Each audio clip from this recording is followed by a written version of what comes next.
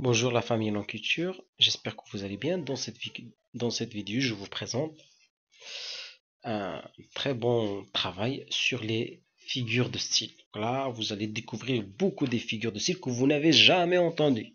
Donc, et vous allez aussi les maîtriser à travers des exemples. Et vous pouvez aussi mémoriser la vidéo ou plutôt en la téléchargeant. Comme ça, vous allez maîtriser davantage ces éléments. Donc, commençons tout d'abord par des figures de style qui se basent sur l'addition, sur l'ajout. On a tout d'abord le néologisme, c'est création de mots nouveaux. La moutarde maille vous encourage à dijonner vos plats. Dijonner, c'est un mot euh, que qui est créé récemment. Donc c'est le néologisme, une tentative de créer un mot. On a également ce qu'on appelle le pérégrinisme, mot emprunté à un vocabulaire étranger. Roule, ou plutôt roule, cool. Roule, cool. Donc c'est le fait de, c'est un mot qui est emprunté à un vocabulaire étranger. Pré, ou plutôt pré-régrinisme. On a l'archaïsme, emploi d'un mot qui n'est plus d'usage courant, l'archaïsme. Je le lui ai dit moult fois, de nombreuses fois, moult, ça se prononce ainsi, je pense. Moult. L'énalage. Attention, ce ne sont pas des appellations des médicaments, ce sont des figures de style.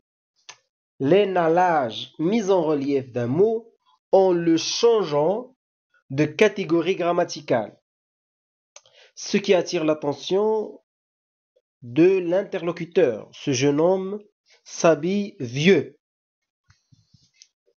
Donc voilà, mise en relief d'un mot en le changeant de catégorie grammaticale. On a l'explétion.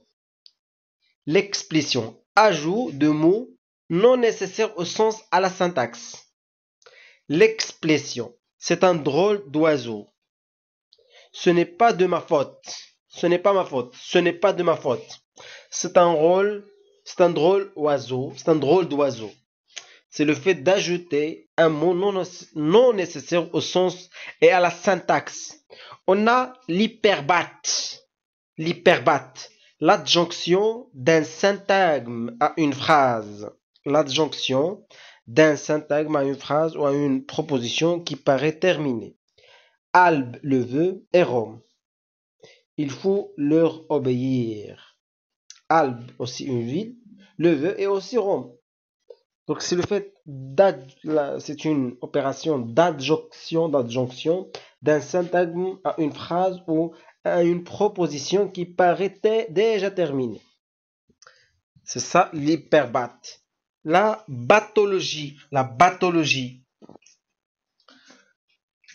Reprise inutile d'une idée. Bathologie, c'est le fait de reprendre d'une façon inutile une idée pour faire du remplissage. La bathologie.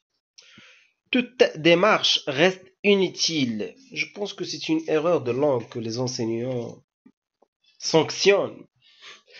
C'est pas une figure de style. Ce fait de reprendre d'une façon inutile une expression, une idée, pour uniquement le remplissage. Donc toute démarche reste inutile si il ne sert à rien et restera vaine. Voilà. Toute démarche reste inutile si il ne sert à rien et restera vaine. La parambole, ajout d'une phrase incise. Il n'est pas venu comme il l'avait promis. Je l'aurais parié, mais il entendra parler de moi. On a dit c'est un ajout d'une phrase incise. Il n'est pas venu comme il l'avait promis. Je l'aurais parié, mais il entendra parler de moi. Passons maintenant à la deuxième catégorie des figures de style qui se base essentiellement sur la juxtaposition. La juxtaposition, le fait de mettre l'un à côté de l'autre. Juxtaposer, c'est positionner, c'est mettre des éléments l'un devant l'autre. D'abord, on a la position. C'est une proposition ou un syntagme nominal et adjectival se plaçant entre deux signes de ponctuation. Prenez des albatros, vaste oiseau des mers. L'énumération.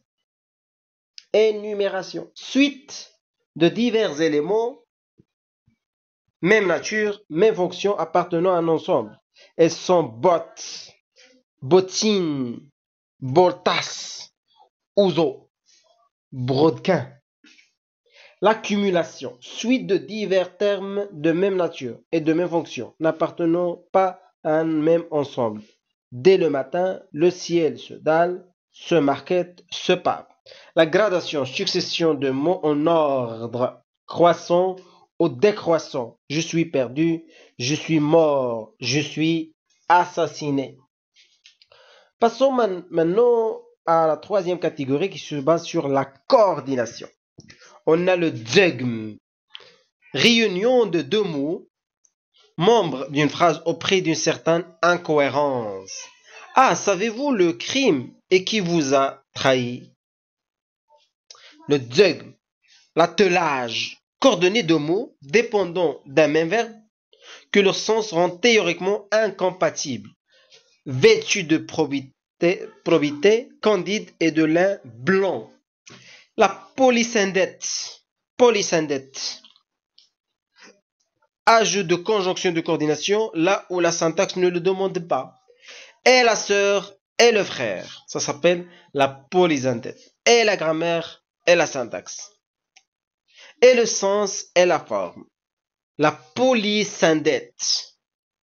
Et la sœur et le frère. Et la fille et la mère. La pronomination. Quatrième catégorie. La périphrase. Mot remplacé par un groupe de mots pour décrire une réalité. L'île de Bouteille, la Corse. Au lieu de dire Paris, ville des Lumières. Au lieu de dire Marrakech, la ville rouge. Ça, c'est ce qu'on appelle la périphrase. La circonlocution, détour de langage. Vous voyez, j'ai tant à faire que je n'aurai pas une minute à moi aujourd'hui. Je n'ai pas le temps de parler avec vous. La circonlocution, c'est un détour de langage, des language. Vous voyez, j'ai tant à faire que je n'aurai pas une minute à moi aujourd'hui. Je n'ai pas le temps de parler avec vous.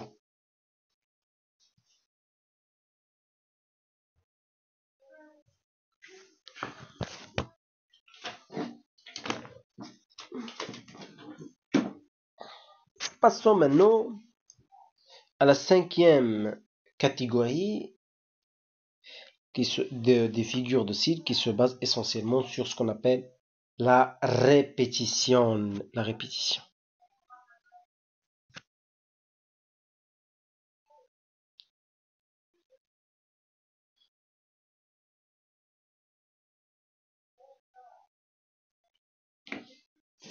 Pardon. On a l'épanode. Reprise d'une même expression donnant au discours un caractère obsessionnel. Monsieur Purgon. Le malade imaginaire, acte 3, scène 5. Reprise d'une même expression donnant au discours un caractère obsessionnel. L'épanode. La palélogie, reprise d'un mot sans coordination, créant ici un effet comique. Pleurer, et Marion l'aimait, reprise d'un mot sans coordination, créant ici un effet comique. On a l'annomination.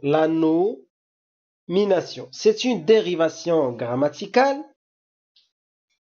néologique à partir d'un nom propre. C'est une dérivation grammaticale néologique à partir d'un nom propre, ce qu'on appelle annomination. On a beaucoup Flaubertisé, Flaubert, ces dernières années. S'il vous plaît, attendez-moi un instant, je reviendrai dans 2 minutes.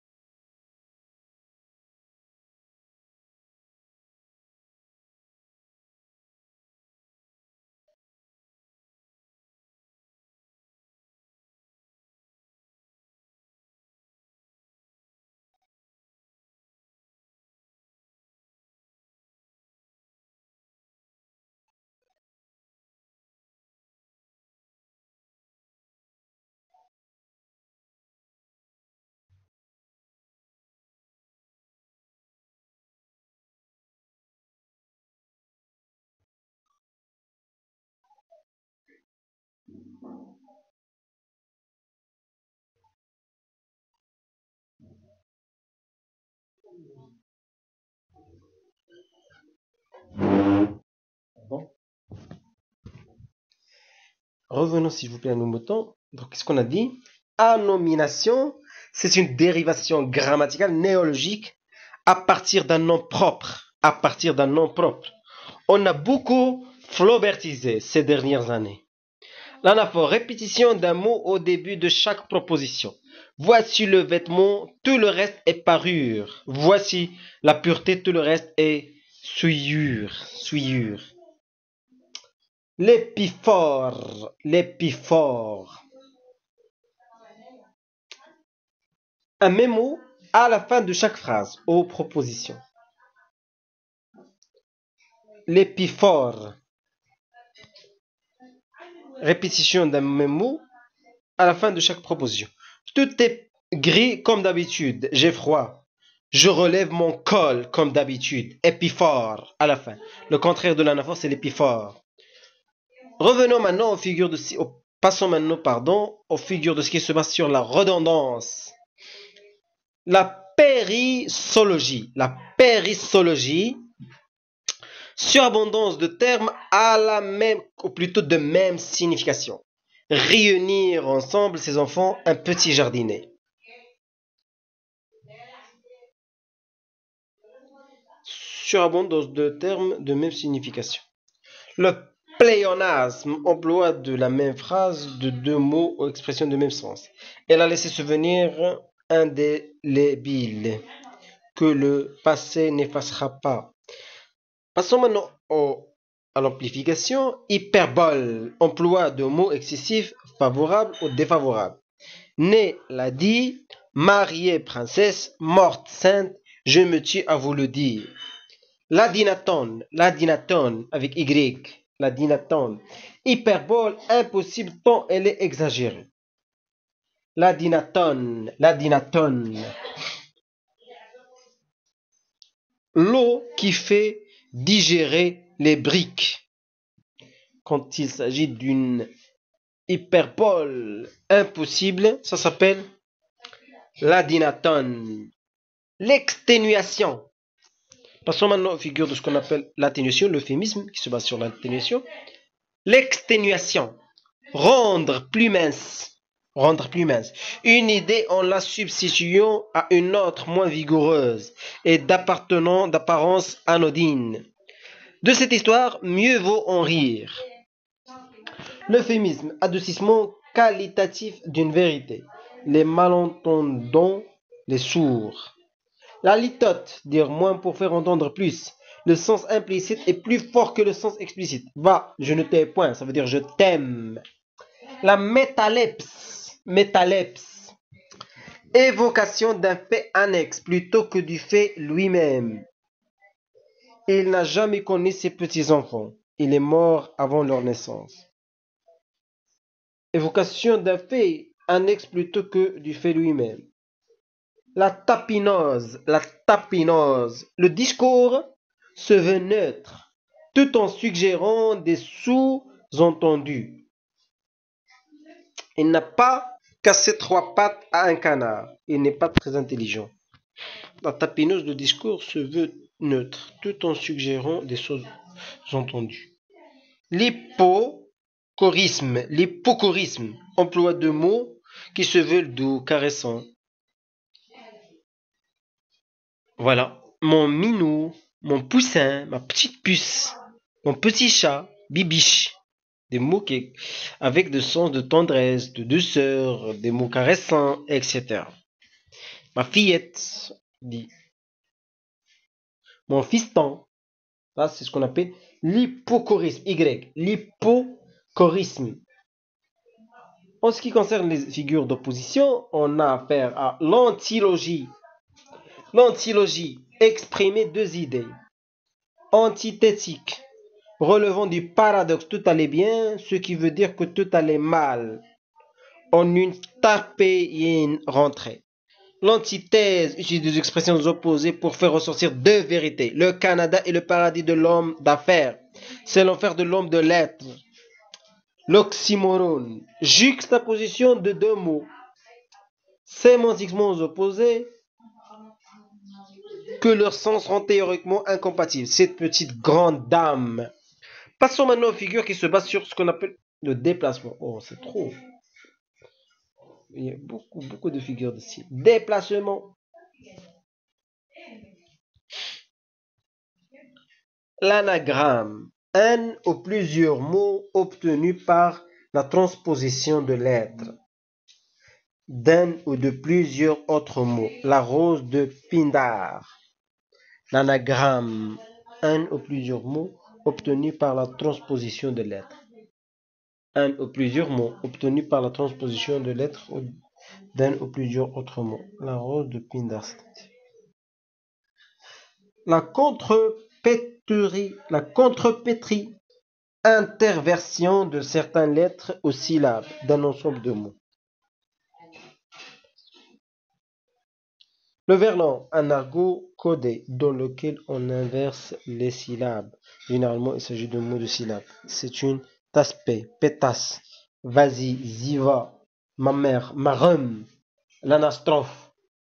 Permutation à l'intérieur d'un syntagme. Cette proposition a été adoptée sans aucune objection. Permutation à l'intérieur d'un syntagme. L'inversion, permutation du syntagme verbal qui précède le syntagme nominal au lieu de le suivre. Timbra le vieux pâtre. Hypalage, attribution d'une épithète à un mot qui n'est pas celui que le sens exigerait. Il allait obscur dans la nuit silencieuse.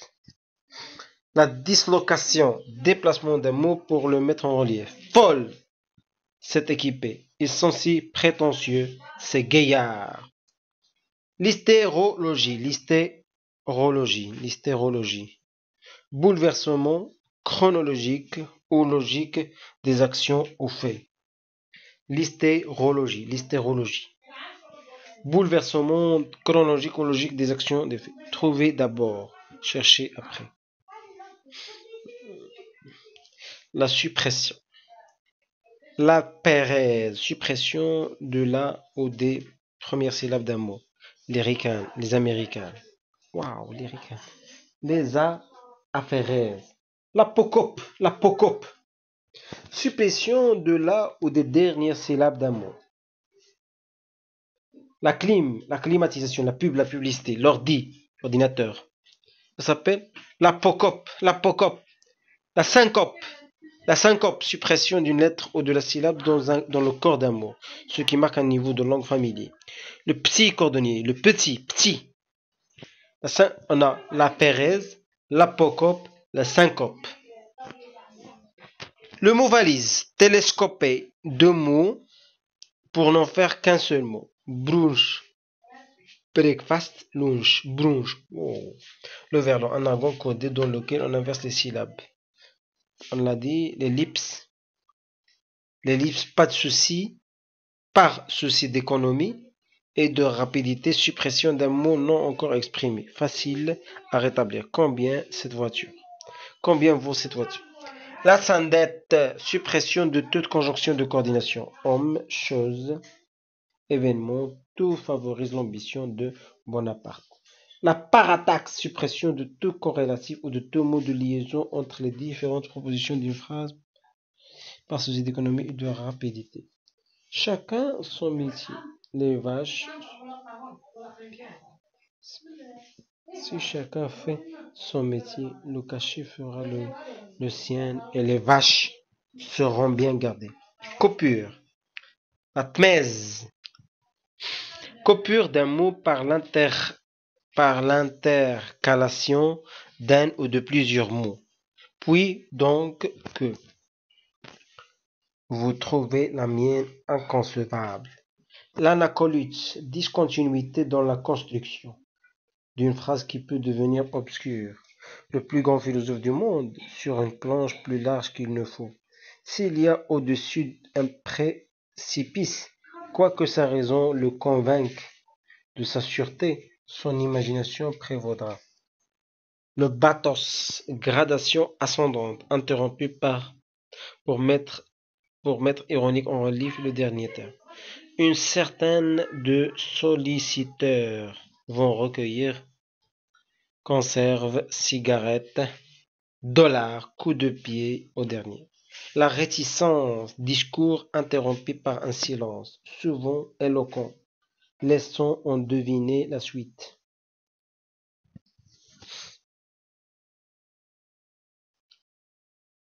Cette histoire de petite fille, il prit le bras de Thérèse. Discours interrompu par un silence, souvent éloquent. Laissons en deviner la suite. Cette histoire de petite fille, il prit le bras de Thérèse. La posiopèse, retissant suivant d'indication. Je n'arrive pas à comprendre comment ce drame s'est passé. Alors, un tour de vie. Morphologique, figurologique. L'apophonie, la dérivation, la polyptote.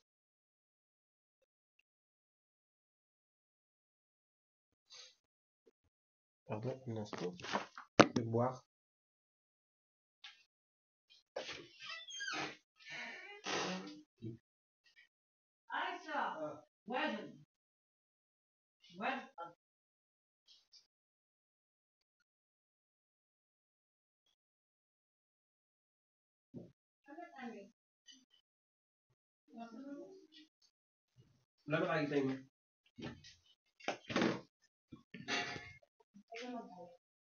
L'apophonie faire apparaître dans un même syntagme deux mots avec alternance vocalique. Ton bras est invaincu, mais non invincible. L'apophonie faire apparaître dans un même syntagme deux mots avec alternance vocalique. La dérivation emploie dans une même phrase deux mots dérivés d'un même radical. Mourons pour des idées, d'accord, mais de mort, non. La polyptote. La polyptote ou le polyptote. Dans une même phrase, plusieurs occurrences d'un mot à des cas des mots de temps différents. Il se troubla et il fut troublé de son trouble. Donc changement de classe grammaticale d'un mot de. Donc dans une même phrase, plusieurs occurrences d'un mot, des cas, des mots temps différents. Donc c'est une mauvaise définition qu'on a ici. Je pense que le polyptote, c'est une manifestation d'un mot sur plusieurs formes grammaticales tout simplement. On a figure phonétique, l'allitération, la répétition d'un ensemble des consonnes. L'assonance, un ensemble des voyelles. L'homéotélote, rapprochement dans une même phrase de mots ayant la même terminaison. L'homéotélote, l'homéotélote. L'homéotélote, avec du génie plein la musette. Je bougresse, transgresse, digresse, tendresse. La paronomase, emploi de deux mots phonétiquement proches, de sens différents. Un chat enchanté et un chat enchanté. Vouloir, c'est pouvoir. L'onomatopée, formation de mots limitant des bruits. Cocorico, Exactement. Figure syntaxique et symétrie, ou plutôt de symétrie. Le parallélisme, juxtaposition de deux membres de phrase ou deux phrases de même structure. L'appétit vient en mangeant, la soif s'en va en buvant. L'anadiplose, ricochet ou rebondissement de mots en tête de la proposition ou du syntagme. Gourmand de tout insatiable. Ricochet ou rebondissement de mots en tête de la phrase ou de syntagme suivant. Exactement. Le chiasme, disposition croisée de syntagme.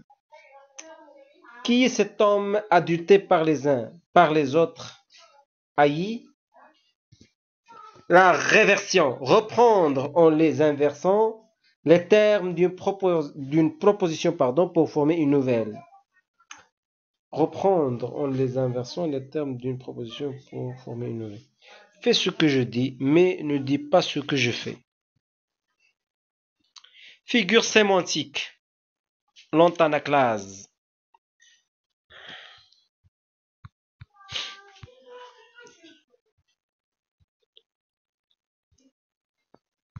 Donc, l'antanaclase, dans une même phrase, répétition d'un mot avec deux sens différents. Il faut y souffrir. Éprouver des souffrances, ceux qui ne pouvaient le souffrir, supporter. Syllabes, terme employé à la fois dans son sens propre et dans son sens figuré. Les miroirs feraient bien de réfléchir avant de nous renvoyer notre image. Le calembour, rapprochement de deux mots phonétiquement semblables pour créer une équivoque. On est comme on est. Le calembour. La tautologie, définition d'un mot par lui-même. Une femme, c'est une femme. Les tropes, on a la métaphore filet. Métaphore, vous connaissez déjà, je pense. Toute une idée mise en image, c'est-à-dire la métaphore se prolonge dans le discours, dans le texte par exemple. Comme par exemple, personnification, l'allégorie, transfert d'une idée ou de notions abstraites en image. Le temps mange la vie. La prosopopée invoque, met en scène à des êtres inanimés aux morts, à des abstractions. Ô mort, vieux capitaine, il est temps, levons l'ancre. Invoque, met en scène à des êtres inanimés aux morts et à des abstractions. La parabole, transfert d'une vérité, d'un événement historique, d'une anecdote en un récit symbolique.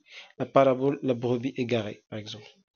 La métonymie, on a un terme se subjuguer à un autre terme en raison selon un rapport de contiguïté, de coexistence ou de dépendance. Boire un verre de thé. L'antonomase, transfert du nom de l'inventeur à l'objet de son invention. Et là, un appétit de Gargantua, référence au Gargantua de Rabelais. La synecdoque, les caractères métaphoriques. Caractères métonymiques, l'apostrophe, l'astéisme. Je pense que vous connaissez déjà l'apostrophe. L'astéisme voit la louange en lui donnant même forme de reproche. Quoi? Voit la louange en lui donnant forme de reproche. Quoi? Encore un nouveau chef-d'œuvre? N'est-ce pas assez de ce que vous avez publié? L'épitrope, discours cherchant à dissuader tout en invitant après c'est préserver. Buvez, buvez, continuez à boire et votre foi vous en remerciera. Le cloasme de se déprécier avec l'espoir d'une désapprobation de l'interlocuteur. Tu vois, je rate tout ce que j'entreprends, c'est dégongeant. Antiphrase, la prétermission, l'antéisagoge. Mettre en valeur une personne en élément ce qu'il n'est pas. Ce n'est pas la confession d'un repenti, pas de dépôt de bilan d'un corrompu. La prétermission, aussi appelée feindre de taire un propos afin de mieux en faire sentir l'importance. Monsieur Dupont, pour ne pas le nommer. La palissade, vérité dont l'évidence prête à rire. Quand on est mort, c'est pour longtemps. D'accord, un instant.